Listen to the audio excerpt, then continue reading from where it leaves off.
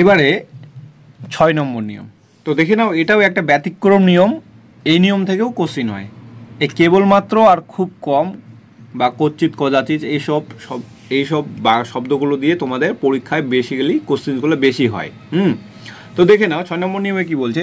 যদি কোনো বাক্যে কদাচিৎ, কচ্চিৎ, খুব কম সংখ্যক, স্বল্প সংখ্যক, খুব অল্প, খুব কম, অত্যন্ত কম, নেই বললেই চলে, বেশি কিছু নয়, কালভদ্রে প্রভৃতি শব্দ থাকলে বাক্যটি যদি নয়ার্থক বা নাবাচক হয় তাহলে সেটাকে সদর্থক আই বচনে রূপান্তরিত করতে হবে। আর যদি সদর্থক বা হ্যাঁবাচক হয় তাহলে নয়ার্থক ও বচনে রূপান্তরিত করতে হবে। অর্থাৎ বাক্যটি সদর্থক বা হ্যাঁবাচক থাকলে ও বচনে করতে হবে, আর নয়ার্থক বা নাবাচক থাকলে আই বচনে রূপান্তরিত করতে হবে। তো দেখো এখানে কি বলেছে যে এই সব শব্দগুলো দিয়ে যদি কোনো বাক্য থাকে তাহলে বাক্যটা যদি হ্যাঁবাচক হয় তাহলে ওটাকে নাবাচকে করতে হবে, নাবাচক ও বচনে রূপান্তরিত করতে হবে। আর বাক্যটা যদি নাবাচক থাকে তাহলে কিন্তু সেটাকে হ্যাঁবাচক আই বচনে রূপান্তরিত করতে হবে। এটার ক্ষেত্রে একদমই ব্যতিক্রম। আগে আমরা কি করতাম, যদি বাক্যটা সদর্থক থাকতো তাহলে সেটাকে আই বচনে করতাম, নয়ার্থক থাকলে সেটাকে ও বচনে করতাম, তাই কি না? কিন্তু এখানে টোটালটাই উল্টো বলে দিয়েছে। কি বলছে, যদি এই সব শব্দগুলো দিয়ে কোনো বাক্য থাকে, বাক্যটা যদি হ্যাঁবাচক থাকে তাহলে ওটাকে নাবাচক ও বচনেই রূপান্তরিত করতে হবে। আর বাক্যটা যদি নাবাচক থাকে তাহলে ওটা হ্যাঁবাচক আই বচনেই রূপান্তরিত করতে হবে।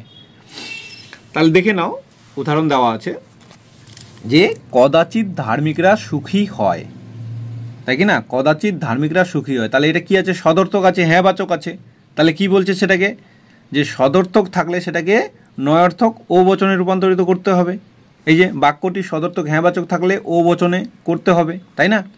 তাহলে এটা কী হবে? কোনো ধার্মিক নয় সুখী ব্যক্তি, কোনো ধার্মিক নয় সুখী ব্যক্তি। এই নিয়মটার ক্ষেত্রে এইভাবে করতে হবে। 2 নম্বর নিয়মটা কি আছে? খুব কম মানুষ শিক্ষিত নয়, এটাও হ্যাঁবাচক আছে, নাবাচক আছে। খুব কম মানুষ শিক্ষিত নয়, তাহলে এটাকে কি করব? এখানে বলে দিয়েছে যে আর নয়ার্থক বা নাবাচক থাকলে আই বচনে করতে হবে। তাহলে এখানে নয় কথাটা আছে, তাই কি না? নাবাচক, তাহলে ওটাকে আই বচনে করব। কোনো মানুষ, এখানে নয় কথাটা হবে, হ্যাঁ, কোনো মানুষ নয়, ও ঠিকই ছিল, হয়, যেহেতু এটা আই বচনে করতে হবে তাহলে এখানে কি হবে? কোনো মানুষ হয় শিক্ষিত ব্যক্তি, আই বচন, তাই না? যেহেতু এখানে নয় কথাটা আছে সেহেতু এখানে হয় করতে হবে আই বচনে, আর আই বচনের গুণটা আমরা জানি হয়। তারপরটা কি আছে? ধনীরা কদাচিৎ দয়ালু হয়, তাহলে এটা ধনীরা কদাচিৎ দয়ালু হয়। এই যে কদাচিৎ কথাটা আছে, তাই কি না? কদাচিৎ দিয়ে যদি কোনো বাক্য সদর্থক থাকে তাহলে এটাকে নয়ার্থক করতে হবে ও বচনে।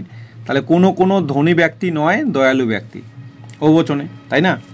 তারপরটা কি আছে? খুব কম ছাত্র দক্ষ নয়। এই যে এখানে নাবাচক আছে, যে খুব কম ছাত্র দক্ষ নয়, তাহলে এটাকে আই বচনে করতে হবে। কোনো ছাত্র হয় দক্ষ, তাই কি না? যেহেতু খুব কম আর নয় আছে তাহলে আই বচনে করলাম। তারপরটা কি আছে? যে কদাচিৎ মানুষ স্বার্থপর, তাই কি না? এটা হ্যাঁবাচক আছে, তাহলে এখানে নাবাচক করব ও বচনে, যে কোনো মানুষ নয় স্বার্থপর ব্যক্তি। তাহলে এই নিয়মটাকেও তোমরা অবশ্যই মনে রাখবে।